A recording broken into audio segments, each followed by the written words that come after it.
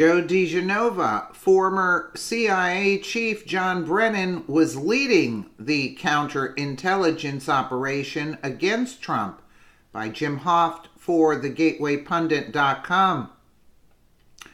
Former U.S. Attorney Joe Digenova joined Laura Ingraham Tuesday night on the Ingraham Angle to discuss the latest developments in Mueller special counsel witch hunt. Joe Digenova told Laura that former CIA chief John Brennan was the head of the group of people who were creating the fake counterintelligence investigation of Donald Trump. That may explain John Brennan's continued threats against this president. On Monday, Brennan blamed President Trump for Hamas terror operations. John Brennan's tweet here: death in Gaza, result of utter disregard of Messrs. Trump and Netanyahu for Palestinian rights and homeland. By moving embassy to Jerusalem, Trump played politics, destroyed U.S. peacemaker role. New generation of Israelis/Palestinians need to isolate extremists to find path to peace. Yeah, right, okay. So, from tonight's interview, Joe Digenova, it was abundantly clear that there was no legitimate basis even for a counterintelligence investigation, let alone a criminal investigation. Let's take a listen here. I like he ever Joe does Digenova. Trash. Joe Digenova knows this. Trash anyone who questions what the Justice Department has done, including, of course, Devin Nunes. Let's discuss all these developments with former U.S. Attorney, as I said, Joe Digenova, and former federal prosecutor Sidney Powell. Joe D., let's start with you.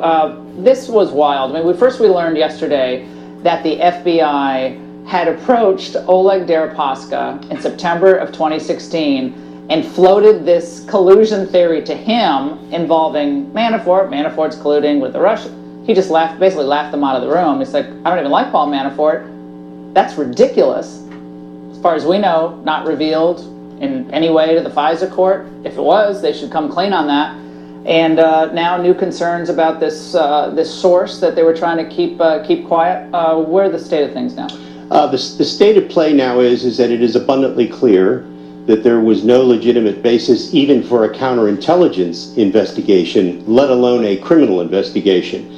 It is quite obvious that John Brennan was at the head of a group of people who were going to create a counterintelligence investigation against Trump by creating false information, which was going to be fed through Carter Page and fed through George Papadopoulos, so that it would be picked up, reported back to Washington, and provide the basis for a fake counterintelligence investigation, and it was all Brennan's doing. And that is why the Justice Department is viciously fighting, revealing everything they can about the source in London, who everybody knows the identity of. Explain the source in London. The source in London was another person who was feeding false information to George Papadopoulos and others about collusion which did not exist. And everybody knows who he is, and it's just a matter of time before his name comes out. Sydney.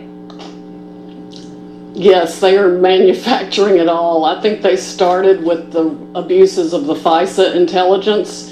The FBI gave unfettered access to raw FISA intel at least as far back as 2015 to at least 2 private contractors. I would guess Fusion GPS is one of them. And I think they used that raw FISA intel to put together their fake narrative and essentially recycled it through Christopher Steele and other people, with probably input from others in the intel community, people at the State Department like Sidney Blumenthal, and of course Peter Strzok and his role in it. It's going to be something when we get the IG report. Sydney, you wrote a piece positing that perhaps Mueller granted Comey immunity. Can you tell us a little bit about that theory and why that might be the case? Well, Mr. Comey is parading around the country very cavalierly and seemingly without a care in the world. He's contradicting his own statements to Congress and his public statements out on his book tour. And Mr. Comey is #1 known for protecting James Comey. So I think it's entirely possible, and we certainly should be asking the question as to whether Mueller has given him absolute immunity. I think that's a distinct possibility, and as I've said at the end of the article in the Daily Caller, inquiring minds want to know. And Joe D., we never really learned, did we, how many people got immunity in the Hillary email investigation? Did we ever even learn who got what immunity or when? I mean, we know that the number Cheryl of immunities... Mills.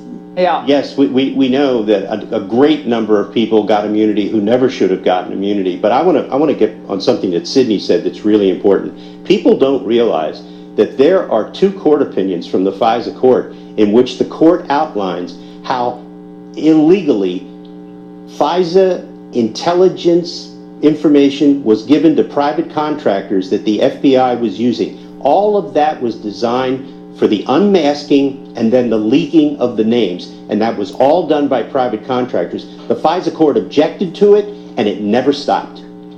I want to And it was done deliberately at the FBI, Laura. It was done deliberately. If you look at Correct. footnote 69 in the FISA court decision, FBI lawyers signed off on it. I want to play for you guys the former acting attorney general. Remember, she's the one who marched those agents over to Mike Flynn for that impromptu interview in January of 2017. And now she's speaking out again. Let's watch.